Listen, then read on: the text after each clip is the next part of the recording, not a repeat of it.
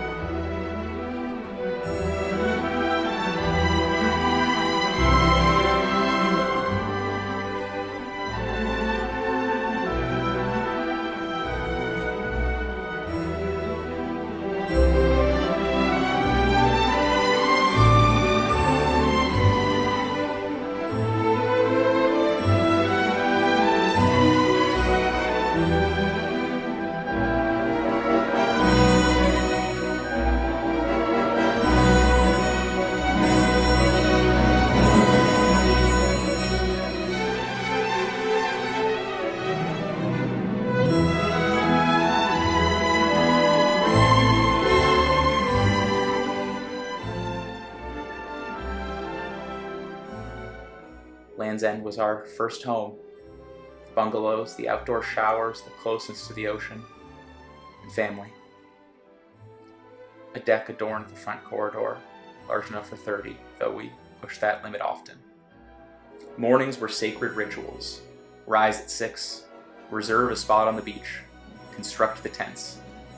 The first time I was asked to help was a great honor, a sign that I was ready for greater responsibility.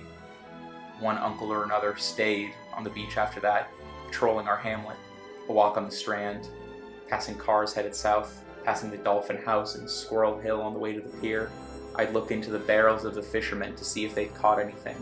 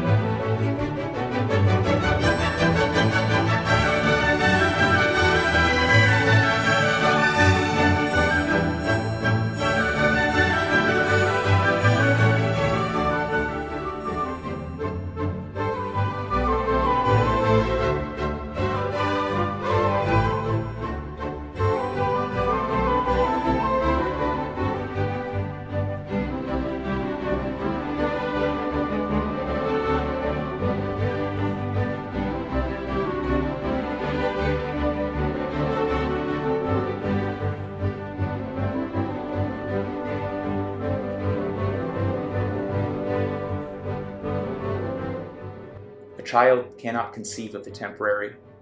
A day at an oceanside beach is truly just that, a day at the beach.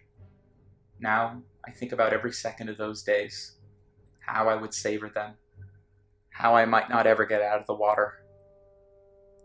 At the time, that's all it was, water. We swam and boogie boarded, we snorkeled, looking for massive fish that were never there, laying belly up in the current, letting it take you to the far out sandbar to find ground again.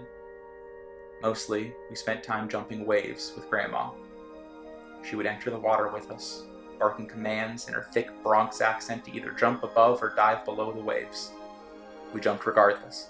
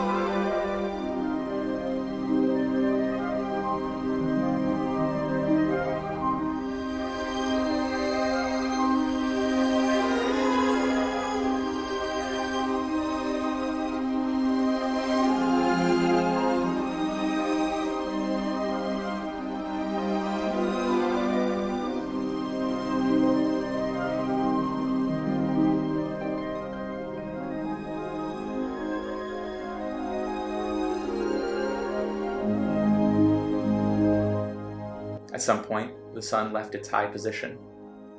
As if in a trance, we were out of the water in a matter of minutes. Night festivities began. Every night we experienced dinner in another family's kitchen. The idea of that sort of closeness has always possessed my spirit. There is no form of intimacy greater than cooking a meal for someone. And more than the cooking on traditional holidays, casual cooking has an incredible power to it. Home-cooked brownies and chili hold a greater place in my heart than pumpkin pie and turkey ever could. It's those things you never really forget.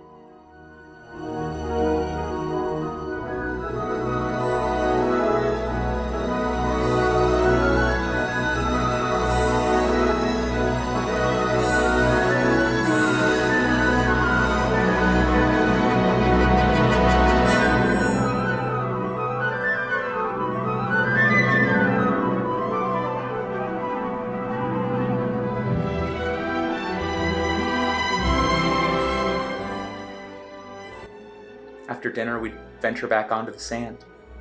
Red Rover, which we'd play with a horrible brutishness. I was an instigator, and because of that, a target. I held strong as best I could, but was often on the losing end. Frisbee on the sand that quickly became amphibious. Touch football that quickly became tackle. As it got dark, Uncle John thrilled us with his scary stories. Oceanside was all like that. Impossible to describe. My youth is measured in Oceanside years. I can chart my own growth with that of the trips.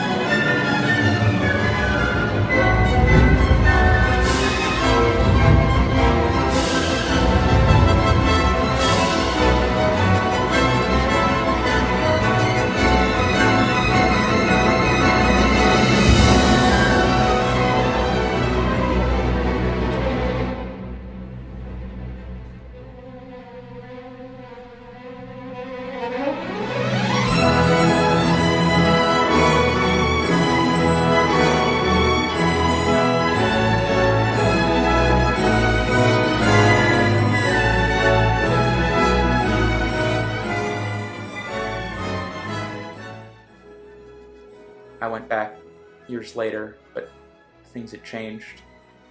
The buildings remained the same, but I live a different life now, full of different people and different situations. Perhaps we'll all meet again in Oceanside.